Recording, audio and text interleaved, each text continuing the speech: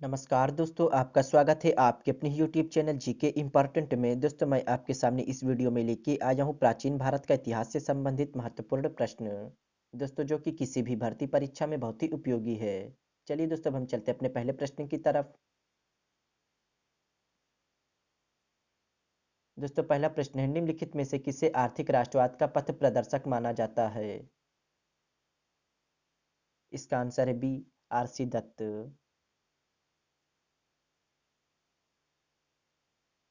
दोस्तों, रोमेश चंद्र दत्त को आर्थिक राष्ट्रवाद का पथ प्रदर्शक माना जाता है। उन्होंने the economic history of India नामक पुस्तक भी लिखी है। अगला प्रश्न है, धौली पर्वत जहां अशोक ने एक बृहद शिलालेख का निर्माण कराया, किस प्रदेश में है? इसका आंसर है डी, उड़ीसा।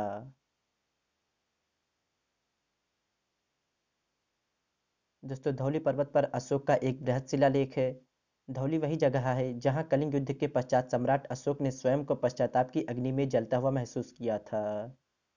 अगला प्रश्न है, निम्नलिखित में से कौन श्वेतांबर पंथ के संस्थापक थे? इसका आंसर है बी, स्थूलभद्र।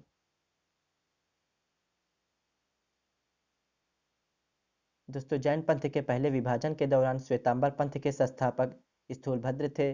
भयंकर अकाल के दौरान स्थूलभद्र उत्तर में रहे।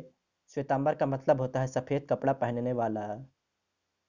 अगला प्रश्न है, पाल वंश का संस्थापक कौन था? इसका आंसर है ए, गोपाल।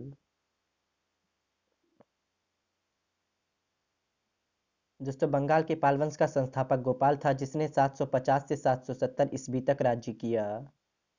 अगला प्रश्न है,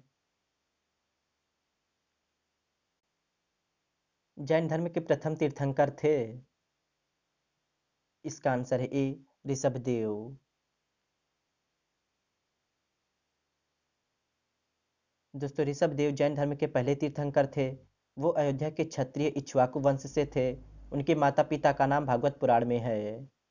अगला प्रश्न है, निम्नलिखित में से किस राजा को बचपन में सर्वदमन कहा जाता था? इसका आंसर है सी, भरत।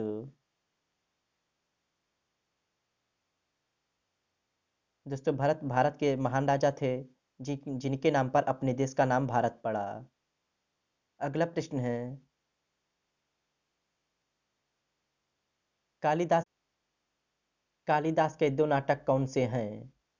इसका आंसर है बी, कुमार संभव और रघुवंशम। दोस्तों, कालिदास प्राचीन भारत के संस्कृत के कवि थे। उन्होंने अभिज्ञान शाकुंतल, कुमार संभव, रघुवंशम, ऋतु संहार जैसे प्रसिद्ध नाटकों की रचना की थी। अगला प्रश्न है,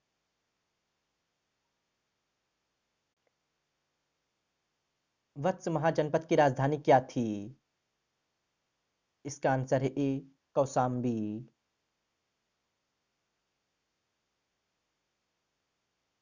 दोस्तों, वत्स यमुना नदी के तट पर स्थित है। वत्स अपने महीन सूती वस्त्रों के लिए प्रसिद्ध था। वत्स की राजधानी कौशाम्बी थी, जो इलाहाबाद के निकट गंगा और यमुना के संगम पर स्थित है। अगला प्रश्न है, निम्न में से किसे जैव काव्य कहा जाता था?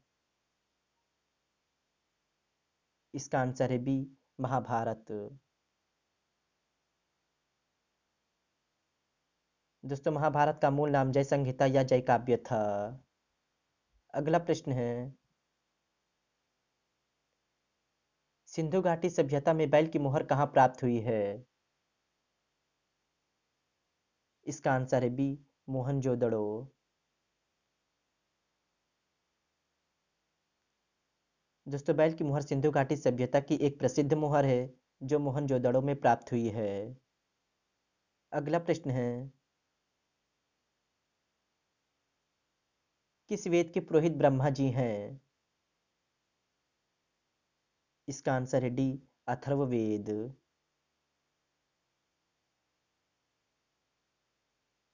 दोस्तों, अथर्ववेद के पुरोहित ब्रह्मा जी हैं। अगला प्रश्न है, निम्नलिखित में से कौन प्राचीन भारत में सबसे बड़ा और सबसे शक्तिशाली गणतांत्रिक राज्य था? इसका आंसर है बी, वैशाली के लिच्छवी। दोस्तों, वैशाली के लिच्छवी प्राचीन भारत का सबसे बड़ा और सबसे शक्तिशाली गणतंत्र राज्य था। इसमें मल्ल के 9 गणतांत्रिक राज्य शामिल थे। अगला प्रश्न है, निम्नलिखित में से कौन बुद्ध और महावीर दोनों का समकालीन था? इसका आंसर है ए, बिंबिसार। दोस्तों, बिंबिसार बुद्ध और महावीर दोनों का समकालीन था। उन्होंने उन्हें समान सम्मान दिया। उसने अपनी विजयों और कूटनीति से मगध को सर्वोपरि शक्ति बनाया। बिंबिसार हर्यक वंश का था। अगला प्रश्न है,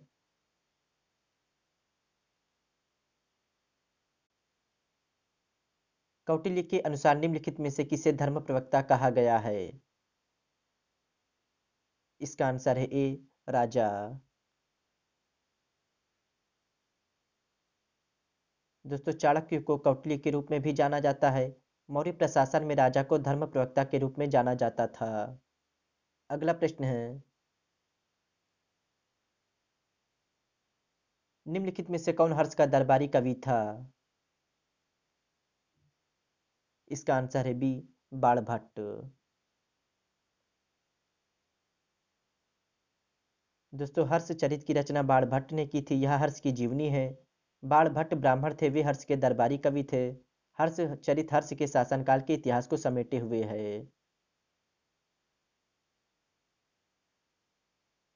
दोस्तों, वीडियो अच्छी लगी हो तो वीडियो को लाइक करें और शेयर करें, और दोस्तों हमारे चैनल को सब्सक्राइब करें और बेल आइकन जरूर दबाएं। Thank you. जय हिंद, जय भारत।